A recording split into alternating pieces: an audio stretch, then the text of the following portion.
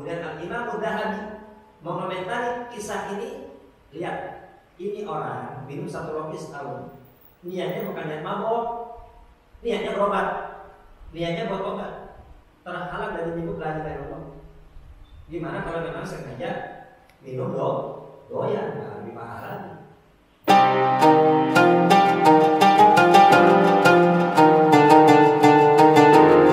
Bismillahirrahmanirrahim. Assalamualaikum warahmatullahi wabarakatuh. Waalaikumsalam warahmatullahi wabarakatuh. Alhamdulillah. Alhamdulillahilladzi hadana li hada wa ma kunna linahtadiya laula an hadana Allah. Allahumma shalli ala sayyidina Muhammadin al-Fatih lima ughliqa wal khatim lima sabaq nasrul haqqi bil haqq wal hadi ila siratikal mustaqim wa ala alihi wa sahbihi haqqa qadrihi wa miqdarihi al-azim. Amma ba'du. Yang saya hormati para orang tua, para sesepuh, para penjaga, para asatidzah, Al-Mukarram Bapak Haji Syarif, Al-Mukarram Ustaz Hasbullah, khusus yang saya hormati guru kita bersama Al-Mukarram Ustaz Dr. Andes Muhammad Sani, kita bapak ibu kita, beserta para orang tua yang hadir, semoga Allah memuliakan umurnya, Allah sehatkan badannya, Allah kabulkan segala hajat-hajatnya, dan kita semua yang hadir di masjid ini semoga kita semua mendapat ridho Allah, mendapat rahmat Allah. Allah ampuni segala dosa-dosa kita, dari yang besar maupun yang kecil, semoga diampuni oleh Allah Subhanahu wa taala. Allah berkahi kehidupan kita, melancarkan rezeki kita, menjadikan putra-putri kita putra-putri yang saleh dan salehah, dan semoga segala hajat-hajat kita, baik hajat dunia maupun hajat akhirat, semoga dipermudah dan dikabul oleh Allah Subhanahu wa taala. Bertambah usia, semoga bertambah dekat dengan Allah, bertambah usia, semoga bertambah nikmat dalam berzikir, di dalam ibadah, dan semoga kita semua wafat dalam keadaan husnul khatimah. Amin Allahumma amin. Sebelum kita mulai taklim kita, terlebih dahulu kita baca Al-Fatihah untuk mualif kita dan untuk guru-guru kita yang sudah mendahului kita. Al-Fatihah lalu Habib Ahmad bin Hasan bin Muhammad dan Husain bin Idris bin Shalih Al-Tamimi bin Gresik wa Imam Bukhari Sa'id Asy'ari sekali bin Abbas Al-Maliki Al-Imam Nadir Al-Tamimi bin Abbas Al-Maliki Sulaiman Al-Nuri Jamil Syekh Muhammad Syekh Ibrahim Jalani para guru kita alhamdulillah Syekh Muhammad bin Auliya al-Aqtab al-Anbiya wa al-Kasri bin Syarif Jamil Abadina Mahatina Jannah Jannah wa husna al-masjid hadal masjid wa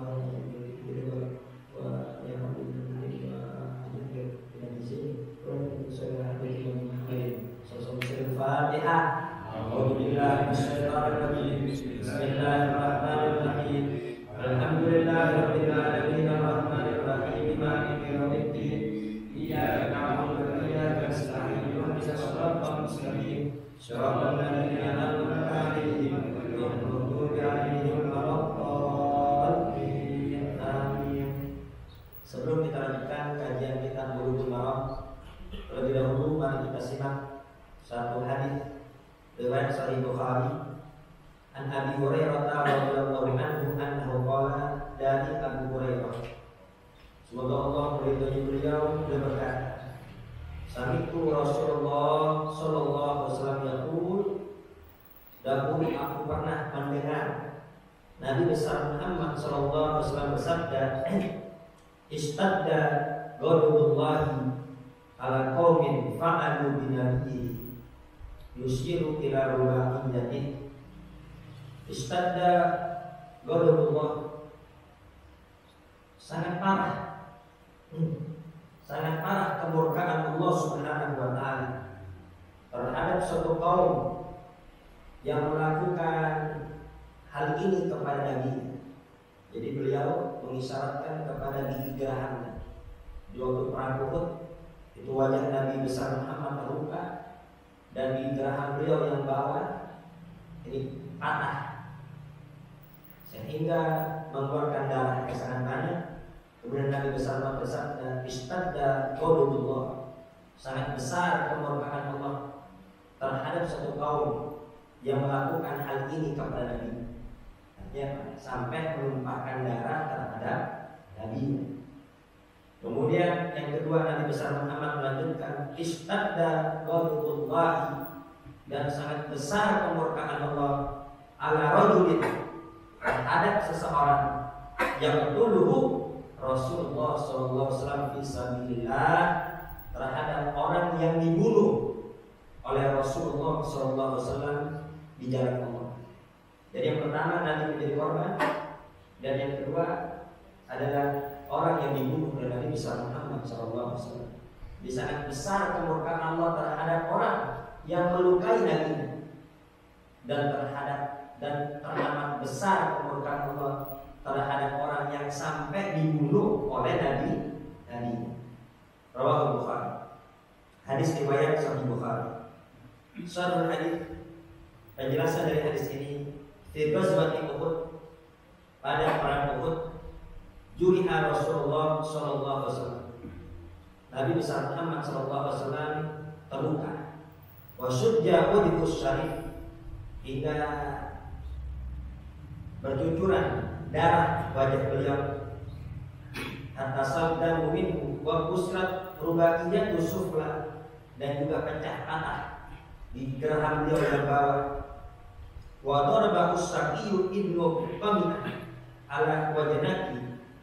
Siapa yang telah membuat wajah Nabi besar Muhammad terluka hingga gigi geraham beliau patah, itu adalah namanya As-Saqi, orang yang celaka. Siapa yang celaka ini? Ibnu Qamiyah. Jadi di perang Uhud yang sampai menyerang Nabi hingga Nabi terluka, itu namanya As-Saqi. Orang yang celaka siapa? Ibnu Qamiyah.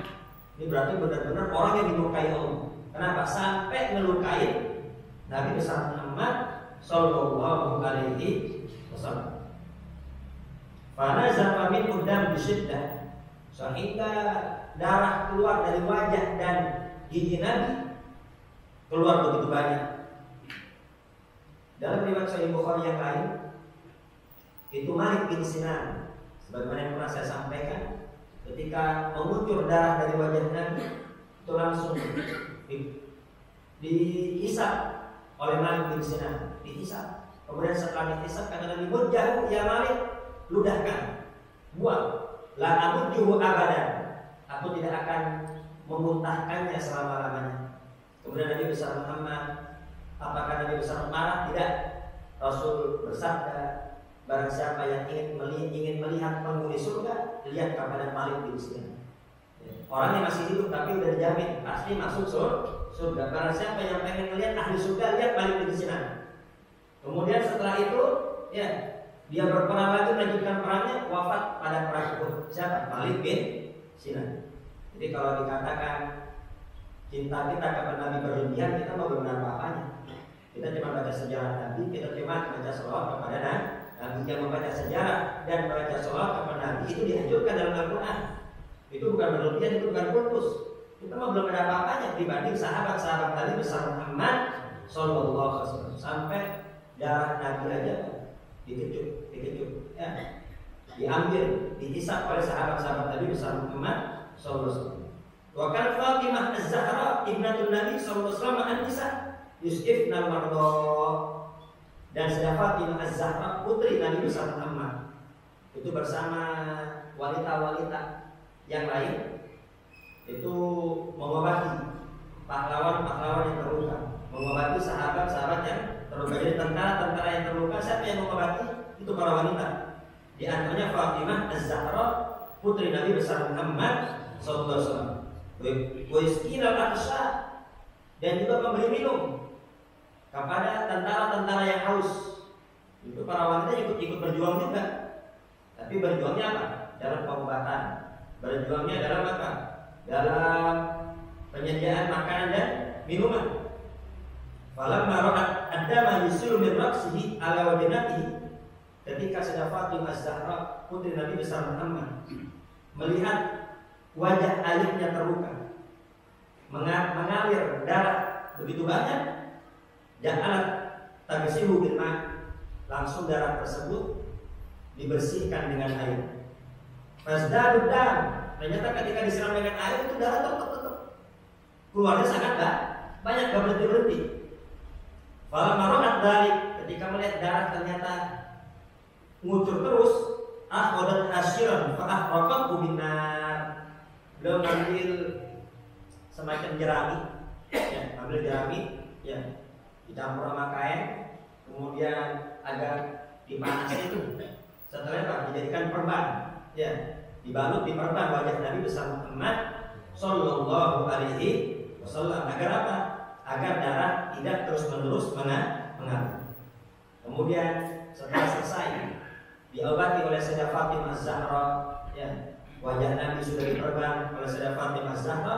Nabi bersabda, istadda ghadabullah, sangat besar kemurkaan Allah ala qaumin dumu wajah Nabi, terhadap satu kaum yang sudah melukai wajah Nabi mereka. Istadda ghadabullah ala rajulin qatalahu Rasulullah biyadihi fisabilillah. Kemudian yang kedua, Nabi besar Muhammad melanjutkan, sangat besar kemurkaan Allah terhadap seseorang yang dibunuh oleh Nabi besar Muhammad Sallallahu Alaihi Wasallam di jalan Allah. Nah, siapa yang dibunuh oleh Nabi? Tadi yang pertama, orang yang sangat dimurkai Allah adalah Ibnu Qami'ah. Itu Ibnu Qami'ah yang sudah melukai wajah Nabi dan mematahkan gigi Nabi pada perang Uhud. Namanya Ibnu Qami'ah. Dan yang kedua, orang yang sangat dimurkai Allah adalah siapa? As-Saqi al-Khasir, orang yang celaka dan orang yang merugi. Siapa? Ubay bin Khalaf. Nah, ini Ubay bin Khalaf, dia sudah berjanji sebelum perang Uhud. Dia berkata kepada sahabat-sahabatnya, aku akan membunuh Nabi besar Muhammad Sallallahu Alaihi Wasallam. Ketika kabar berita ini Ubay bin Khalaf akan membunuh Nabi, Nabi mendengar. Langsung Nabi berkata, anak aktul insya Allah. Bukan dia yang bunuh aku, tapi insya Allah aku yang akan bunuh dia. Ketika terdengar ucapan Nabi besar Muhammad ini, ketelinga Ubay bin Khalaf, gemeteran Ubay bin Khalaf. Kenapa? Karena Nabi besar Muhammad gak pernah bohong. Dari semenjak lahir ucapannya selalu jujur dan ucapannya selalu tepat. Jadi kalau orang sering jujur, maka ucapannya akan tepat, akan manjur. Ya, beda sama orang yang suka bohong. Ya, omongan orang yang suka bohong maka bakal karena selalu jujur. Akhirnya ucapan yang keluar dari lisan Nabi besar Muhammad itu selalu dikabulkan oleh Allah. Bukan dia yang bunuh aku misalnya, tapi aku yang akan membunuh dia. Jika mendengar ini, gemetar Ubay bin Khalaf. Dia tahu ini Muhammad ucapannya gak pernah luput. Kayaknya aku bakal wafat di sini. Ya, jadi kata Ubay bin Khalaf, aku gak bakal membiarkan Muhammad hidup. Karena kalau dia hidup, aku yang pasti akan dibunuh. Nah, kemudian ketika perang Uhud, fa innahu lamma lam yuqim an-nabi yawma Uhud illa ba'du sahabat. Itu ketika perang Uhud kocar kacir sahabat. Sahabat kocar kacir, tinggal beberapa sahabat bersama Nabi. Kemudian datang Ubay bin Khalaf. Datang Ubay bin Khalaf. Karena dia udah berkata sama teman-temannya, ini kalau Muhammad hidup, saya mati. Makanya saya harus mati Muhammad atau Ubay bin Khalaf. Datang Ubay bin Khalaf musri'an nahwan Nabi. Itu dengan kudanya, berjalan cepat dengan kudanya langsung ke arah Nabi. Waqad halafat an yaqtula Muhammadan, dan dia sudah bersumpah itu ingin membunuh Nabi Muhammad Sallallahu Alaihi Wasallam. Ketika dia datang ada beberapa sahabat. Datang Ubay bin Khalaf, yang lain berusaha untuk melindungi Nabi. Tapi apa kata Nabi? Da'uhu, biarin, minggir semua minggir. Ya, udah minggir, nggak usah jalanin. Ya, bal ana sa'aqtuluhu insyaallah. Aku yang akan bunuh dia insyaallah. Udah minggir. Biarkan duel antara aku dengan dia. Itu Ubay bin Khalaf dengan kudanya cepat sekali menghampiri Nabi. Falamma qataraba minar rasul wa kana raqiban ala farasihi. Ketika sudah dekat dengan Nabi, dia ada di atas kudanya. Ramahu Rasulullah sallallahu alaihi wasallam bisahmin fi fathati birni. Pas udah mendekat langsung Nabi besar melempar tombak. tombak dirempak itu padahal Ubay bin Khalaf udah komplit sama baju besinya. Itu baju besi komplit semua, cuma ada celah dikit, ada celah lubang dikit. Tepat itu, tombak tepat karena yang lubangnya itu. Ya, fasa koto yahul kuwarotau. Ya, langsung itu Ubay bin Khalaf terjatuh. Ya, langsung terjatuh. Kemudian fahtamruhu falam yalbah illa ba'doyum. Ya, langsung dibawa oleh pasukan-pasukan kafir, ya, nggak nyampe setengah hari. Kemudian apa? Itu rohat ruhul khabitha ilal hawi. Nggak nyampe setengah hari, langsung ruhnya yang buruk itu langsung pergi ke neraka hawi. Kata Syekh As-Sabuni, nggak nyampe setengah hari, itu ruhnya, ya, berkat tombak Nabi langsung apa? Langsung wafat, pergi ke neraka. Alhamdulillah. Hingga Nabi bersabda, "Istadda ghadabullah ala rajulin yaqtuluhu Rasulullah sallallahu alaihi wasallam fisabilillah." Jadi sangat besar kemurkaan Allah terhadap seseorang yang sampai dibunuh oleh Nabi besar Muhammad sallallahu alaihi wasallam. Udah kurang aja. Dia udah berencana pengen bunuh Nabi. Nabi dengar, Nabi marah. Nabi bukan dia yang bunuh aku, tapi aku yang akan membunuh dia. Betul saja kejadian. Ya. Tadi apa? Orang yang sangat dimurkai oleh Allah Subhanahu wa ta'ala. Majustafad dengan hadis. Pelajaran apa yang dapat kita ambil dari hadis ini? Yang pertama, fihi annal anbiya yusrabuna bi ba'dil masaib ad-dunyawiyah. Jadi para nabi juga terkena musibah-musibah dunia. Ya. Min jirana wa asqam wa alam. Ya. Nabi dan rasul juga bisa terluka. Mereka enggak kebal. Ya. Karena banyak yang luka juga. Asqam, mereka juga sakit. Alam, mereka juga terkena penyakit. Yuktima lahum bidzalikal ajru. Ya, itu semua luka yang mengenai Nabi, penyakit yang menimpa Nabi, itu semua tidak lain dan tidak bukan untuk membesarkan pahala mereka semua di hadapan Allah Subhanahu wa ta'ala. Kalau kita terkena penyakit, ya itu penghapusan dosa. Penghapusan dosa, kemudian juga pahala dari Allah Subhanahu wa ta'ala. Kalau para nabi dan para rasul enggak punya dosa, mereka terkena musibah, ya itu semua adalah kenaikan derajat di sisi Allah Subhanahu wa ta'ala. Sekaligus juga buat hiburan bagi para pengikutnya. Hiburan bagi para pengikutnya ketika sakit, ketika pengikutnya juga terluka, hiburan. Oh iya, jangankan saya, nabi dan para rasul saja, manusia yang dicintai oleh Allah juga terkena musibah. Ya kalau mereka saya kena musibah, apalagi saya.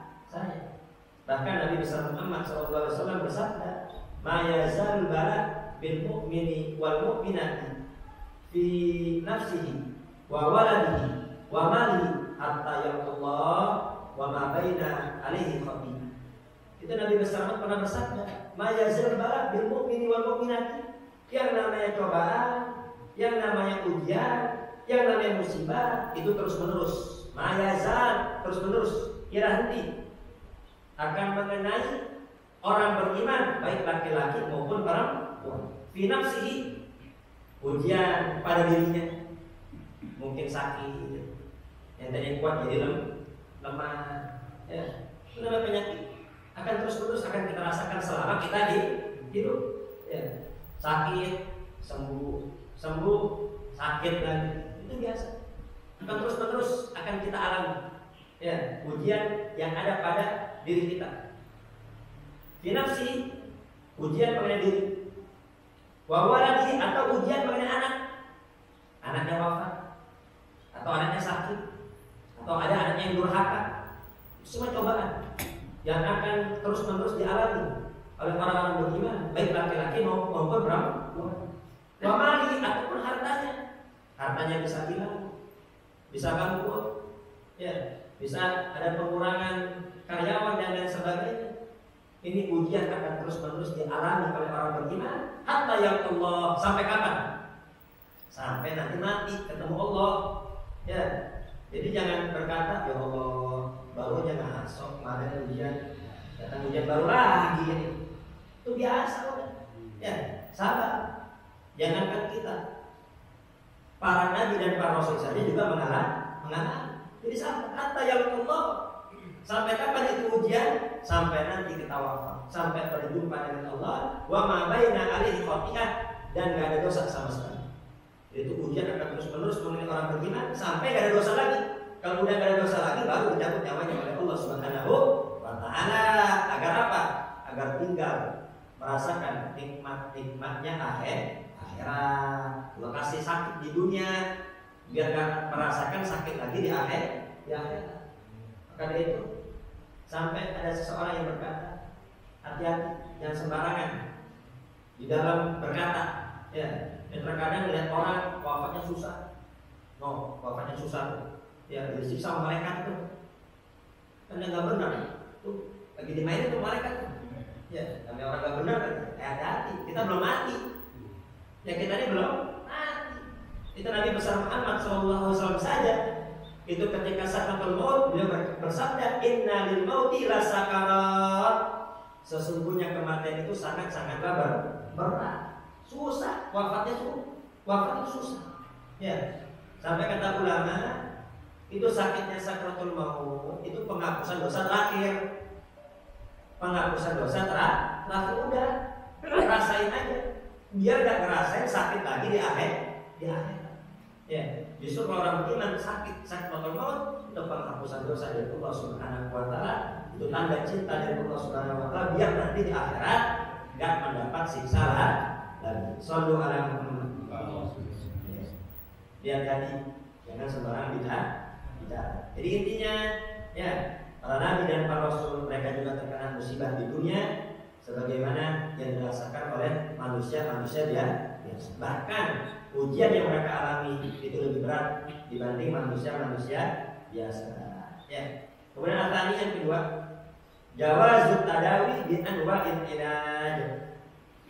Hadis ini memberi pelajaran kepada kita semua boleh berobat dengan berobat yang macam-macam. Boleh.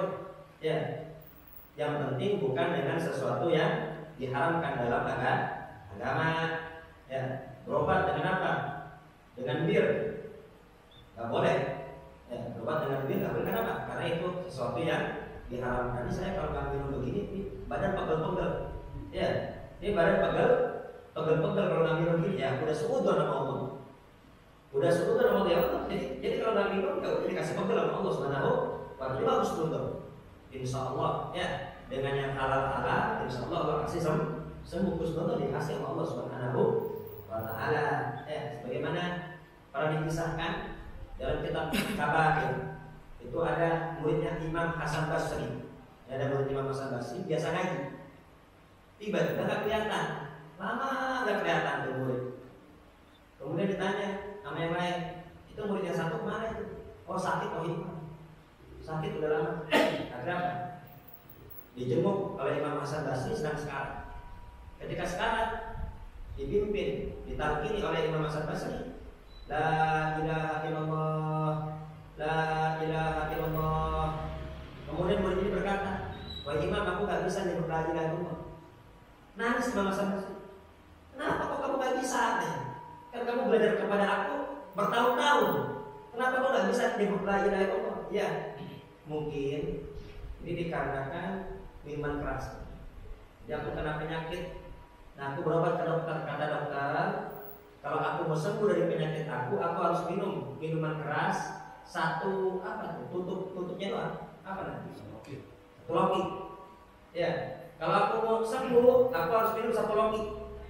Setahun sekali, bukan sebulan sekali, bukan seminggu sekali, setahun sekali minum satu loki. Biar sembuh. Aku minum. Ya. Mungkin gara-gara aku minum itu aku nggak bisa nyebut la ilaha illallah. Ya Allah. Kemudian Al-Imam Mudzahabi mengomentari kisah ini. Lihat, ini orang minum satu loki setahun. Niatnya bukan niat mabok, niatnya berobat, niatnya buat obat. Terhalang dari nyebut la ilaha illallah. Gimana kalau memang sengaja minum doyan, lebih pahala. Ya. Jadi intinya boleh berobat dengan obat yang macam-macam. Obat apa aja boleh. Yang penting bukan hal yang diharamkan oleh Allah Subhanahu Kemudian apa yang ketiga, wa fi anna al-ibtila'a bil a'da'i amrun lil bashar. Ya, diuji dengan musuh ini adalah ujian secara umum. Ya, bima fi Rasulullah al-kiram kama qala ta'ala wa kadzalika ja'alna likulli nabiyyin aduwwan minal mujrimin. Jadi manusia punya musuh. Ada orang yang enggak suka sama itu hal yang wajar. Ya, jadi kalau ada orang enggak suka sama kita, bahkan sampai musuh kita enggak usah sedih. Ya, jadi memang ini ujian dari Allah Subhanahu wa ta'ala. Allah berfirman dalam surah Al-Furqan ayat 31, wa kadzalika, demikian ja'alna likulli nabiyyin, kami jadikan setiap nabi aduwwan minal mujrimin, memiliki musuh dari orang-orang jahat. Nabi Musa siapa musuhnya? Firaun. Ya. Nabi Ibrahim siapa musuhnya? Namrud. Ya. Kemudian Nabi besar Muhammad, ya. Abu Jahal, Abu Lahab, Ubay bin Khalaf, dan masih banyak lah. Kiai siapa musuhnya? Ya orang-orang jahat, ahli-ahli maksiat, itu biasa. Itu sudah ujian hidup di dunia. Ya. Semoga kita semua selamat di dunia, selamat di akhirat. Baik, kita lanjutkan kajian hadis Bulughul Maram. Kemarin kita sudah membahas bab sutroh. Ya. Jadi intinya sutroh pembatas sholat itu pakai apa saja boleh, pakai apa saja boleh. Sebagaimana dijelaskan oleh Nabi besar Muhammad SAW dalam hadis yang ke-188, idza shalla ahadukum, apabila salah seorang kalian sholat, falyaj'al tilqa'a wajhi syai'an, maka jadikan, buatlah sesuatu di hadapan kalian. Ya, taruhlah sesuatu di hadapan kalian. Syai'an, apa aja pokoknya, taruh di depan kalian. Yang penting jarak kita sujud, sejauh kita sujud. Ya, taruh sesuatu, apa aja. Fa in lam yajid falyansub asor. Kalau nggak ada apa-apa, ya, maka lancepin tongkat. Ya dulu masih tanah. Pakai lamnya pun falyafut tongkat. Kalau nggak ada, udah bikin garis. Dulu kan masih tanah. Nah, bikin garis. Maksudnya ini jarak kita sujud, nggak boleh lewat di sini. Ya, lebihnya boleh. Tsumma la yadurru man marra baina yadayhi. Kemudian la yadurru, nggak masalah. Nggak membuat kita berdosa. Nggak bikin pahala kita kurang. Kalau kita udah bikin tanda, tiba-tiba masih ada aja yang lewat. Ya, jadi intinya apa gunanya sutroh? Gunanya sutroh agar tidak ada orang yang lewat di hadapan kita. Maka dari itu, ya, iktafas syariat ini membolehkan dengan membuat garis, atau dalam madzhab Imam Syafi'i dengan apa? Dengan bastus sajadah, dengan menggelar sejadah. Itu bisa sejadah. Atau sorban kita gelar, atau tasbih kita taruh. Yang penting jarak untuk kita sujud. Ya, kalau ini kan udah sejadah semua, ya, udah aman kan. Ya, jadi intinya apa saja tanda bahwasanya kita sedang sholat nggak boleh dilewati. Kalau masih ada yang lewat, bukan salah kita. Ya, salah dia sendiri karena kita udah masang pembatas dan kita berhak untuk menghalangi jalan. Kenapa? Ya, karena udah ada pembatas. Kalau dia masih menolak, tahan kencang lagi. Kenapa? Berarti dia setan. Setan pengen ganggu orang sholat. Jadi kata Nabi, ya, ada setan, ada juga sifat setan. Gimana? Ini manusia, tapi sifatnya kayak setan. Ngapain? Ganggu orang sholat. Ya. Tapi kalau kita nggak masang pembatas, kita nggak naruh sejadah, kita nggak naruh sorban, kita nggak naruh tasbih, tiba-tiba dia lewat, kita nggak berhak begini. Kenapa? Salah kita. Karena kita nggak masang pembatas. Nabi bersabda dalam hadis yang ke-189, la yaqta'us sholata syai'un. Apa saja nggak bisa memutus sholat. Apa saja nggak bisa membuat batal sholat. Wadra'u mastata'tum. Maka halangi orang yang lewat semampu kalian. Hadis ini memberi pelajaran kepada kita bahwasanya, ya, yang nggak naruh sutroh tiba-tiba ada lewat, bukan berarti sholat kita batal. Enggak, tapi pahala kita yang kurang. Jadi kalau kita sholat kita nggak pasang pembatas, tiba-tiba ada yang lewat, itu bukan berarti sholat kita batal, enggak. Ya, karena ada yang salah paham. Berarti kalau kita sholat kita nggak pasang sutra ada yang lewat, kalau kita batal nggak batal. Layak tabus sholat tak syai'un kata Nabi.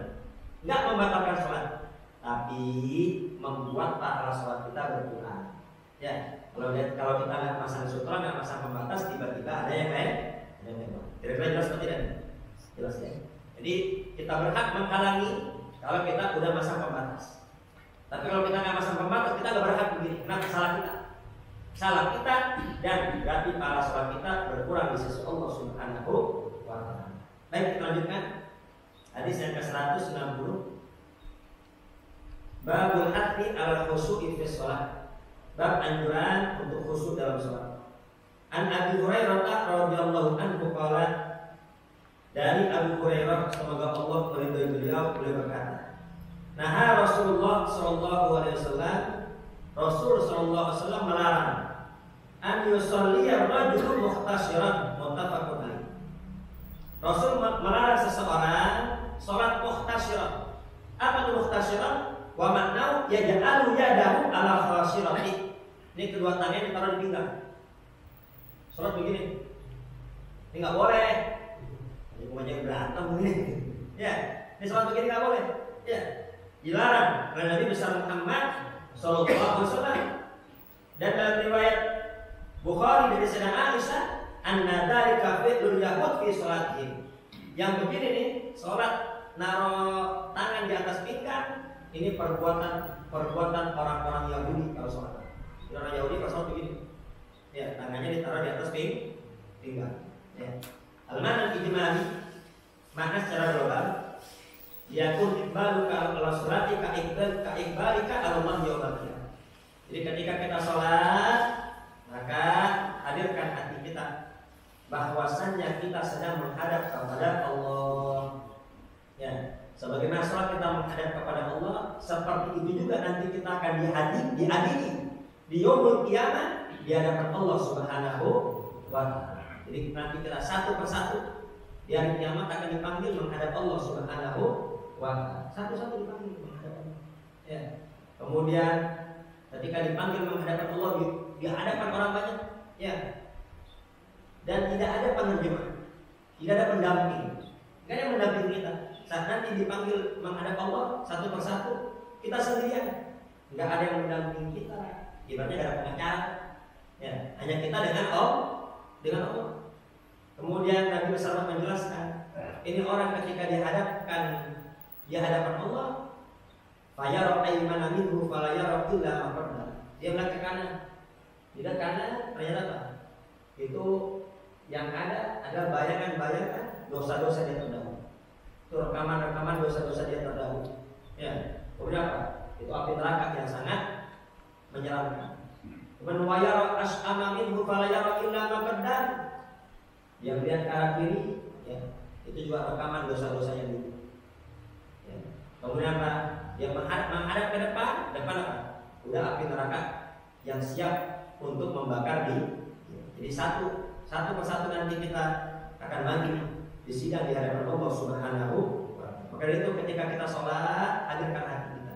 Ya, bahwasanya kita sedang menghadap Allah. Dan seperti itu juga nanti kita akan menghadap Allah di yaumul qiyamah. Semoga saat kita nanti menghadap Allah di yaumul qiyamah, kita dihisab dengan hisaban yasira, dengan hisab yang mudah dan masuk ke dalam surga. Amin. Allahumma amin.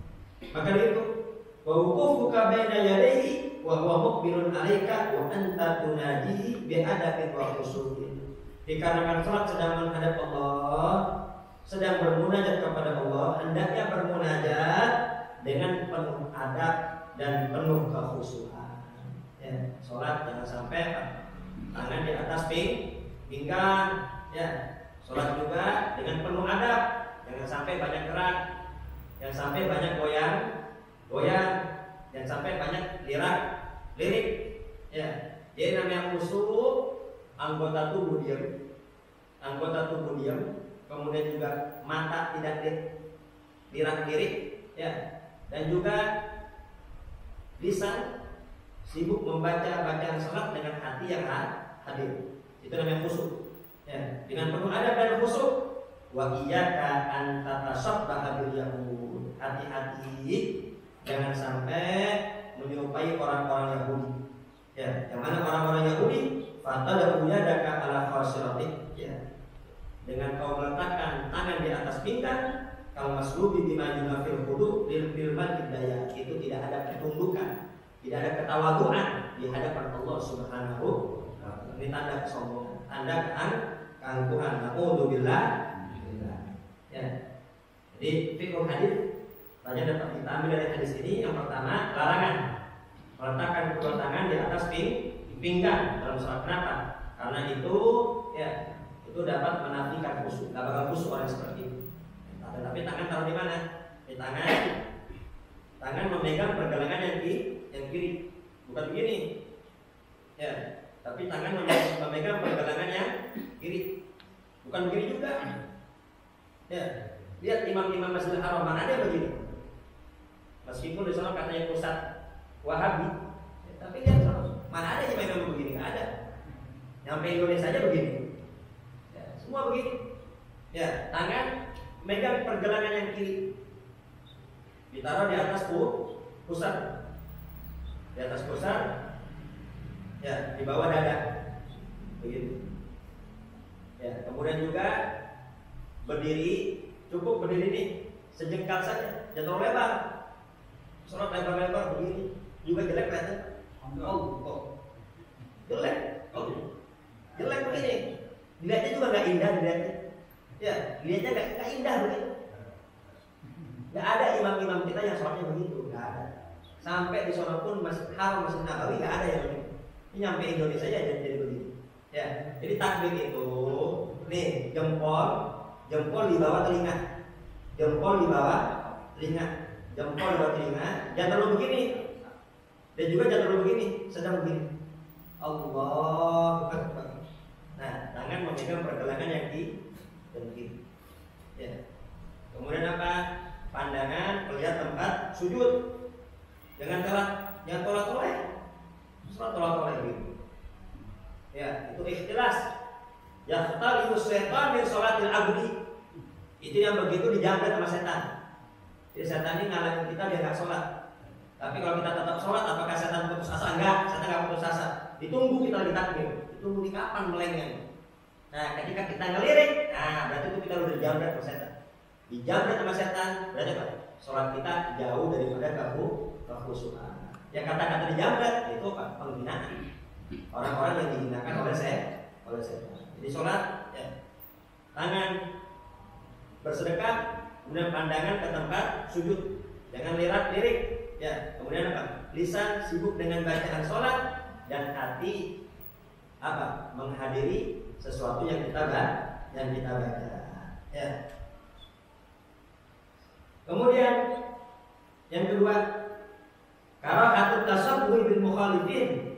Waqad nahayna an tasabbuh bihim fi jami' ahwalihim. Makruh menyerupai orang-orang yang salah. Ya. Sebagaimana kita dilarang untuk menyerupai orang-orang Yahudi. Ya, itu orang-orang Yahudi salah itu. Orangnya begitu. Jangan diikuti yang begitu. Ya. Tapi kita mengikuti siapa? Mengikuti guru. Ya, yang mana guru kita mengikuti gurunya lagi, gurunya mengikuti gurunya lagi, sampai kepada Nabi besar Muhammad sallallahu alaihi wasallam. Ya, sallu kama ra'aitumuni usolli. Salatlah kalian sebagaimana kalian melihat aku sholat. Waktu berapa menit? Terus 5 menit. Baik. Hadis yang ke-191.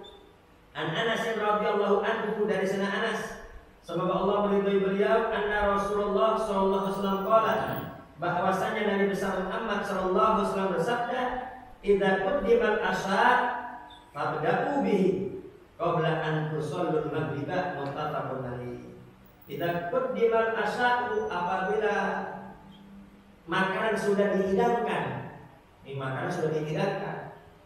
maka makan dulu, baru nanti sholat maghrib. Ya.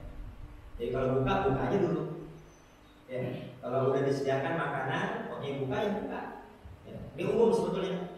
Mau sholat apa aja, kalau makan sudah dihidangkan udah makan aja dulu, baru nanti sholat. Hadis riwayat Bukhari dan Muslim. Al-mana ijmali, mana secara global, al-khusu sirrus sholat wa madaruha. Khusu itu adalah rahasia dan intinya sholat. Wa qad amara syari'u bil muhafadzati ala wasailihi wal ibtiadi amma yunafihi. Maka itu syariat menjaga semua perantara yang dapat membuat khusyuk itu harus dijaga, dan semua sebab-sebab yang dapat membuat kita tidak khusyuk itu harus dijauhi. Ya, faman kana lahu mailun ila ta'ami wasyarab wa huma bi hadratihi. Barang siapa yang udah lapar, perutnya lapar, kemudian apa? Rongkongan haus. Kebetulan makanan udah tersedia di depan, maka hendaknya makan aja dulu. Minum aja dahulu, baru nanti sholat. Ya, fa'in bagi lahu an yaquda min human. Barang siapa yang udah lapar, barang siapa yang udah haus, maka hendaknya makan dan minum saja terlebih dahulu. Kenapa? Dia tafarragha li huduri sholat bi qalbin amirin bi khasyatillah wa tadabburi kalam. Agar apa? Agar dia bisa hadir dalam sholatnya. Sholatnya jadi khusyuk, takut kepada Allah, dan dapat mentadabburi bacaan-bacaan sholat. Tapi kalau perut lapar, kira-kira bisa khusyuk enggak? Nggak bisa. Ya, ini kebetulan imamnya baca sholatnya panjang kan? Wah, itu ngomel itu, dia lapar. Ini sholatnya panjang banget ini. Kemudian apa? Bunyi kucing, meong, aduh, ayam hilang. Udah, khusyuk. Jadi kalau lapar, makan aja dahulu, baru nanti sholat. Agar apa? Agar sholat kita nggak memikirkan makanan lah. Wa min ta'am wa syarab kullu ma yujibu taswis alaih. Dan sama seperti makanan dan minuman. Pokoknya semua hal yang nantinya bisa kepikiran dalam sholat, hendaknya kerjanya itu. Jangan sampai itu nanti ke bawah dalam sholat. Ya, fa in bagi lahu an yatakhallasa min dzalika qabla dukhuli fi shalat istidadan lil munajat. Jadi hendaknya bereskan dulu itu semua. Contoh, ya, ingin buang air kecil itu. Kemudian apa? Kebelet, ingin buang air besar, buang air besar itu. Jangan sampai ditahan, kemudian sholat. Nah, itu sholat juga nggak bakal khusyuk. Kenapa? Karena nahan buang angin, nahan air kencing. Ya, baik kalau imamnya kelamaan, wah itu bisa ngomel kalau di sini jadinya. Nah, itu jadi jauh daripada kekhusyukan. Ya, jadi ini bukan hanya makanan dan minuman saja, semua. Nahan angin, nahan buang air, ya semua harus dibereskan sebelum sholat. Agar apa? Agar nanti ketika sholat hati kita sudah bisa khusyuk di dalam ibadah kepada Allah Subhanahu wa Ta'ala. Semoga kita semua mendapat ilmu yang manfaat dan mendapat ilmu yang barokah. Wafat husnul khatimah. Al-Fatihah.